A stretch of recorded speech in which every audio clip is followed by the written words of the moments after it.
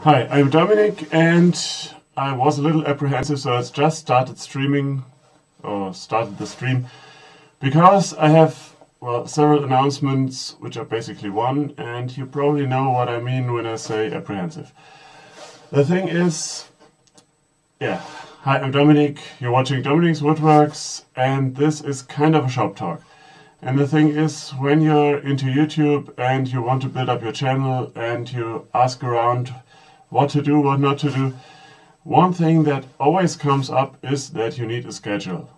You can probably do without one. There are several huge YouTubers that don't have a schedule, but I think that works because they were already huge.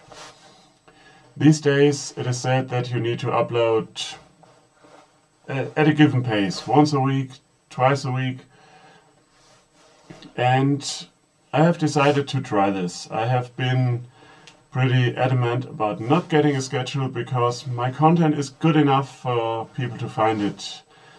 But looking at my analytics, at the numbers, that doesn't really hold true. So for now, I'll try to stick to this schedule, which is a video on Friday and a live stream on Tuesday where I'll just babble on.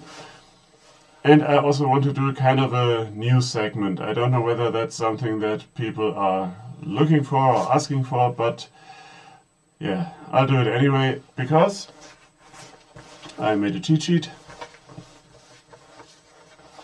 Another thing I wanted to address is the stream quality, and it's bad, I know. I have toned down the settings on my end, the end here in the shop, to get something out there. All I can see right now from the YouTube side is that the bar is green, so I hope you can see and hear me fine. But the quality isn't that good, even though the camera I'm using should be able to do HD. Thing is, our current internet, we have, I think it's 1 Mbit upstream, and that's, for all I can tell, not enough to stream HD. I have also changed, I think I changed the settings to add a bit of latency. I don't know, but that's something I still need to work with. But there is an initiative from the local government thing to spread high-speed internet throughout the lands. And there is a box, I think 1 street over for this, but for some reason it hasn't gotten here yet. Our provider isn't offering it, so once we get that, I think I might be able to actually stream in HD. But until then, I hope my charming personality and my quirky sense of humor, which makes me say such things, allows you to justify watching. And as you might have noticed from the title, today I have a number of challenges that I want to share with you, and none of them are mine, even though I have some ideas for the future. But yeah, after the challenge tree, of course, you fell into a hole sorry, devoid of challenges, and I'm saying challenges too often. But let's start at the beginning. You find links to all those down in the description. You probably find them already, which is a nice thing about live streams. You can do this the other way around. Sorry, it's a disadvantage of live streams. First we have from Holzwurm Tom, which is a German channel. Woodworm Tom would probably be the translation, just if you want to know the meaning. He did a challenge last year with bottle openers, and this year it's LED lamps using LED strips. As you can see, I'm planning to enter. And let me... No, I won't do a detail, not this time. You can also find the end dates for all these contests that I'm mentioning now, just in case I mess things up. And this contest, the idea behind it is not to put the video up and then send him the link to put in the playlist, but he runs this contest the way that you send the link for the video, for unlisted video, to him. And then on, I think it was June 4th, he will, no, not him, but everyone participating will release the video at the same time, like the Scrap Bin Challenge, for example, or I think there was a Star Wars Day event a while back. That works just the same way. Next up we have the Shelter Challenge by Manhattan Wood Project, and you should watch the video linked down below. The challenge is, on the one hand, it's actually over, but on the other hand, it's a good idea and something that I wanted to do and still want to do, but it's a time thing.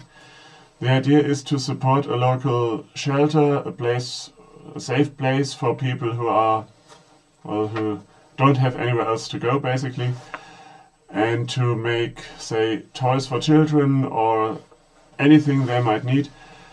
I think the basic idea here is to contact these places and ask them what they need, and you could use it as a skill builder, make a toy, donate it, make people happy, and I like the idea and the spirit of it. Next we have the Next Generation Maker Challenge by KK Make, and the idea here is to get kids involved into the shop. I think it's 16 and below, and I'm avoiding another detour here, but I like the concept, and it's something that we should do more often, and that I want to do more often and will do more often, and that was kind of a detour. But check out Carol's video on his channel, there's a link down below as well, on how you can enter, and this also is something that remains a good idea even after the contest is over, which it isn't yet. Then we have from the Modern Maker podcast, the 2x4 challenge, and it's a 2x4 challenge, which probably makes it a 4x4 or an 8 or 16. Sorry. It's a challenge where you take two 2x4s, and since I don't have access to actual 2x4s here from the measurement side because of metric, I think the last time I judged that's a challenge I used a 4x8 in centimeters, but don't get hung up on the details. Use a slat of roughly the same dimensions, and the length is also, it could be 2 meters or whatever that's in feet, or what you can get your hands on, and then document the process as usual for these challenges and make something from it. I haven't caught up on the current rules, but at one point they discussed making it so that you should use 90% of the material. I have an idea in mind for this, but yeah, we'll see. Their post for this is on Instagram, which is also a great platform to follow people, yours truly included, but it's also a nice addition to their podcast, which you should listen to, and it's like show notes with pictures. Shout out. Another shout out to my friends, and I like to call them that even though they don't know that they do, and I miss the opportunity of cutting out these pointless tangents as opposed to those with a point. Reclaimed Audio. Shout out to them, you should listen to them as well, and at the point of this recording, in their last episode, they mentioned the knob challenge, the shifter knob challenge, and if you want to see a couple of adults behave like, well, I don't know what to call them, about this knob thing, then listen to the episode as well. This challenge is by, always mixing up the names, it's from BugTech. And I didn't take that down in my notes. The idea is the company BugTech makes shifter knobs for VWs, and the idea is to make a shifter knob, something that goes over a shifter in a vehicle or replaces it, and it should be made from reclaimed wood. I have some ideas about that, but right now I didn't have a link to put in the show notes below. In the description below. And I don't have an end date yet, but check out this challenge, and it's also a cool idea also to get making in a different environment, because you have the shifter knob or the the way to attach a shifter knob. It doesn't have to be a working shifter knob as far as I understood it, but it has to be able to be a shifter knob or look like a shifter knob. Knobby, I guess. Yeah, and that's it for challenges. I encourage you to join them because they're always fun and inspiring. And I have some projects lined up. I had them lined up already, and when I decided to actually schedule my content, I started a basic list to plan out what I would be releasing when, and I found that I had projects for pretty much all these contents lined up, but now getting them done in time will be a challenge. And that's another thing about the idea to release a video on Friday. This of course could be any kind of video. It could be a project video, it might also be a more like a talky video, like the Rauhnacht follow-ups that I still owe you. And I'm not sure whether that'll work the way I'm hoping, because like I said, you should stay on schedule, and if you have an extra video, it becomes a buffer. You don't release it between videos to get out more stuff, but you keep it kind of in the backhand to put that out if you ever fall behind. But sometimes I don't know whether that'll work for any kind of video. And also the Rauhnacht follow-ups might not be proper videos for Friday, but we'll see about that. On a side note, right now I can't check the chat. What I will do is I want to do this live stream again in German for my German channel to grow that a bit. And I will switch off the camera to keep the video concise, but then I'll head over to the chat, so if you have a question and want an answer, I'll be there in, well, a few minutes. Yeah, and to show you something else that I want to do a video about, I also made this. And you might remember the Demonic Woodworker as a side project, one that never really took off, even though I have written quite a lot about it.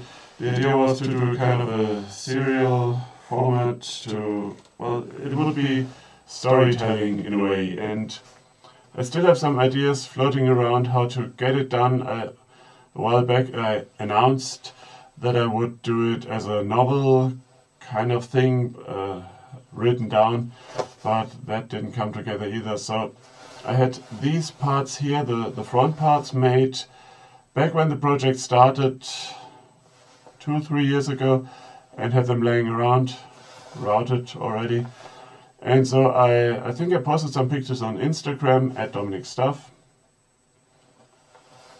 And I painted them, sanded them, and this piece here, it was a piece of floorboard that I think a relative gave me to do something with it, and using it as a bag like that is probably one of the few good things for this kind of, I don't know whether it's actual really real wood or made to look like real wood.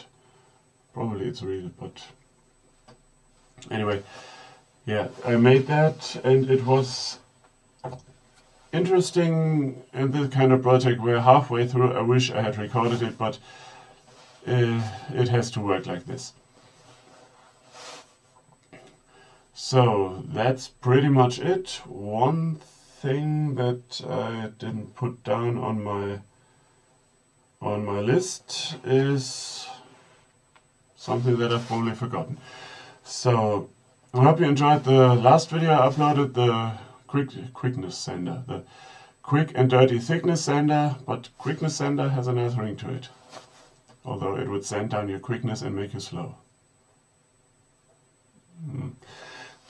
Yeah, I hope you enjoyed that, and